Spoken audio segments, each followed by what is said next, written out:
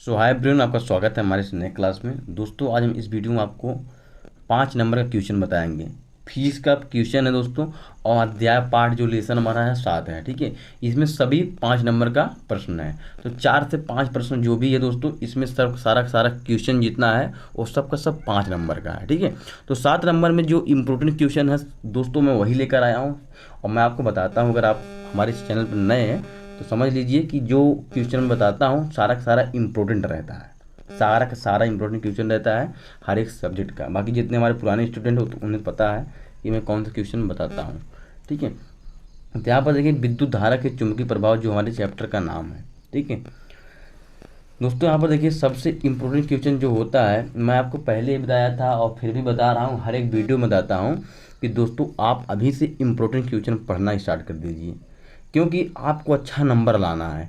अगर आप अच्छा नंबर नहीं ला पाओगे फिर बहुत ज़्यादा प्रॉब्लम होगा। ठीक है, जो टॉपर होते हैं वो यही करते हैं कि बचपन से शुरू से क्या करते हैं, वो इम्पोर्टेंट क्वेश्चन पढ़ना स्टार्ट कर देते हैं, तब जाकर वो लास्ट में टॉपर होते हैं। कोई भी ऐसा स्टूडेंट नहीं है दोस्तों जो पूरी बुक पूरी सीरीज को पढ़कर याद करके तब जाकर टॉपर बनता है। टॉपर ना पूरी बुक और पूरी चैप्टर को पूरा नहीं पढ़ते हैं, उनका काम है सिर्फ इम्पोर्टेंट क्वेश्चन को हल करना, इम्पोर्टेंट क्वेश्चन को याद करना।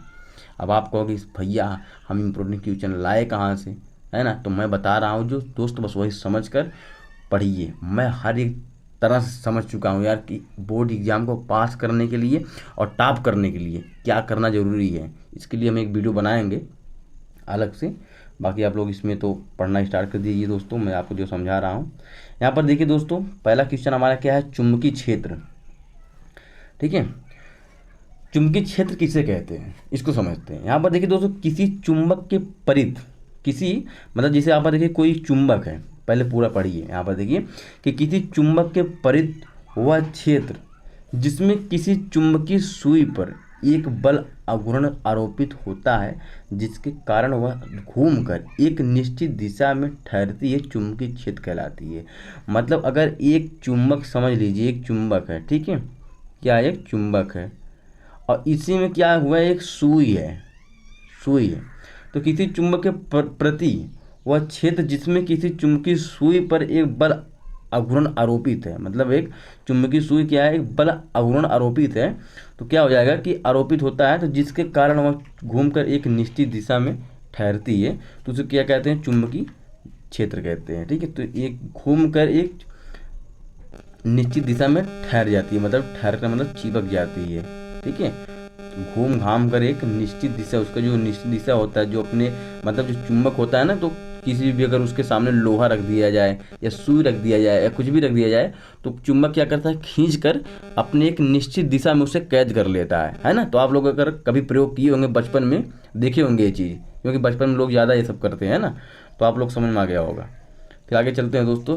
ये था आपका परिभाषा, यहाँ पर चुंबकीय क्षेत्र किसे कहते हैं, या आपसे अगर इस तरह भी पूछ लिया परीक्षा में कि चुंबकीय क्षेत्र पर टिप्पणी लिखिए, चुंबकीय क्षेत्र को परिभाषित कीजिए, या चुंबकीय क्षेत्र क्या है, मतलब कई प्रकार से पूछता है। इसको आप अभी पढ़े रहेंगे, अभी समझे रहेंगे, अभी जाने रहेंगे, तो आप लोग को बढ़िया रहेगा। ठीक है, तो मैं जो बता रहा हूँ उसको समझने की कोशिश करना सिर्फ बस। आगे चलिए देखिए दोस्तों, चुंबकीय क्षेत्र की तीव्रता, ये आपका क्या है, चुंबकीय क्षेत्र की तीव्रता है। इसमें देखिए दोस्तों, इसमें बताया गया है कि किसी स्थान पर चुंबकीय क्षेत्र के लंबवत रखे एकांक लंबाई के तार में एकांक धारा प्रवाहित करने पर तार पर कार्यरत बल उस स्थान पर चुंबकीय क्षेत्र की तीव्रता कहलाती है। इसका मतलब कि किसी स्थान पर, जैसे मान लीजिए कोई स्थान है, ठीक है, अब वहाँ पर चुंबकीय क्षेत्र के लंबवत रखे एकांक लंबाई के तार में एकांक धारा प्रवाहित करने पर, मतलब कोई तार है, ठीक है, इलेक्ट्रॉनिक तार, तो उसमें क्या होती है, धारा प्रवाहित होती है, करंट। ठीक है, तो ये जब धारा प्रवाहित होती है, प्रवाहित करने पर तार पर कार्यरत बल, जो इस पर कार्यरत बल होता है, जिसमें मतलब कार्य करने वाला जो बल होता है, कार्यरत मतलब कार्य करने वाला बल, ठीक है, उस पर काम करने वाला बल जो होता है, उस स्थान पर चुंबकीय क्षेत्र की तीव्रता कहलाती है। ठीक है, तो मतलब जो उस स्थान होता है कार्यरत करने वाली बल उसी स्थान क्या होता है, चुंबकीय क्षेत्र की तीव्रता कहलाती है। जैसे एक तार है ना, अब इसी पर क्या होता है, इसका एकांत, यहाँ पर एकांत धारा करने पर तार कार्यरत करनी है, ठीक है। यहाँ पर कार्यरत जब मतलब अपना कार्य करता है तो क्या होता है कि उसी स्थान पर चुंबकीय क्षेत्र की तीव्रता कहलाती है। इसी के स्थान पर जो चुंबकीय क्षेत्र होता है उसी को हम तीव्रता कहते हैं। तब पूरा हमारा परिभाषा बनता है कि चुंबकीय क्षेत्र की तीव्रता इसे हम कहते हैं, ठीक है। आगे यहाँ पर देखिए चुंबकीय क्षेत्र की तीव्रता को हम किससे प्रदर्शित करते हैं। यहाँ पर देखिए यह एक सदिश राशि है। चुंबकीय क्षेत्र की जो तीव्रता होती है यह एक सदिश राशि है। यहाँ पर इसके मात्रक की बात करें तो न्यूटन बटे एम्पियर मीटर या वेबर मीटर स्क्वायर होगा, ठीक है। तो ये आपका मात्रक है। तो जब भी आप लिखना पेपर में तो इसका परिभाषा लिख देना, और उसके बाद चुंबकीय क्षेत्र की मतलब कौन सी राशि है, सदिश राशि है या कि अदिश राशि है। तो चुंबकीय क्षेत्र सदिश राशि है, आप लोग ये लिख देना। उसके बाद इसका मात्रक काली पेन से इसे हेडिंग डालना, उसके बाद न्यूटन बटे एम्पियर मीटर या वेबर मीटर स्क्वायर होता है, ठीक है। ये भी आप लिख देना, आपको पूरा का पूरा नंबर मिल जाएगा दोस्तों, ठीक है। फिर चलते दोस्तों नेक्स्ट क्वेश्चन हमारा क्या है उसको देखते हैं। यहाँ पर देखिए दोस्तों एम्पियर का परिपति नियम, ये क्वेश्चन आपका ज़्यादा इंपॉर्टेंट था इसलिए मैं लेकर आया हूँ। इसमें क्या बताया कि एम्पियर का परिपति नियम, चुंबकत्व में एम्पियर का परिपति नियम स्थिर विद्युतिकी में गॉस के नियम के समान है, ठीक है। इस नियम किसी बंद पथ या परिपथ के अनुदिश चुंबकीय क्षेत्र के में रेखीय समाकलन का मान उस पथ से घिरे पृष्ठ से गुजरने वाली धारा जो होती है, ठीक है, जो उसकी धारा होती है, धारा के मान का UO गुना होता है। तो इसी को क्या कहते हैं हम, इसी को कहते हैं एम्पियर का परिपति नियम। तो ये आपका एम्पियर की परिपति नियम है, ठीक है। इसको आप लोग याद कर लेना। अब चलते हैं दोस्तों आगे, बायो सेवर्ट का नियम, ये सबसे ज़्यादा इंपॉर्टेंट है दोस्तों, इसको आप जरूर पढ़ना। बायो सेवर्ट का नियम और क्या होता है यहाँ पर देखिए सारा चीज़। देखिए दोस्तों फ्रांस हमारा क्या है, इसको आपको पता है कि फ्रांस एक हमारा देश है, कंट्री, ठीक है।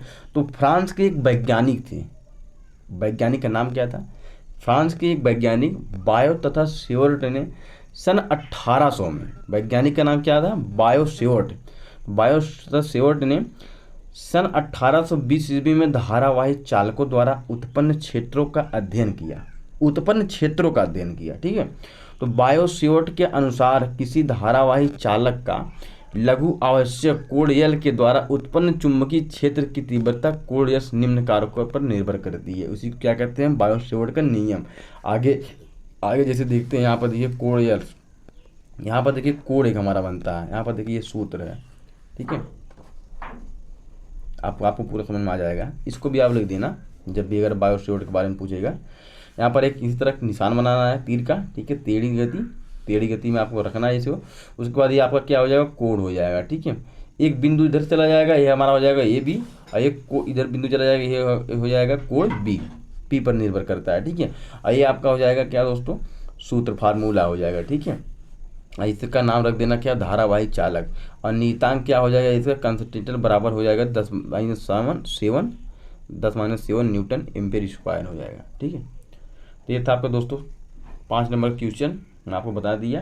और बाकी आप लोग इसको लिख कर जाना क्योंकि इम्पोर्टेंट होता है दोस्त, ठीक है। याद कर लेना, लिख लेना, बाकी आपका पूरा नंबर मिलेगा दोस्तों। भाई दोस्तों चैनल पर नए, चैनल सब्सक्राइब करना। मिलते हैं नेक्स्ट वीडियो में, तक के लिए धन्यवाद, जय हिंद।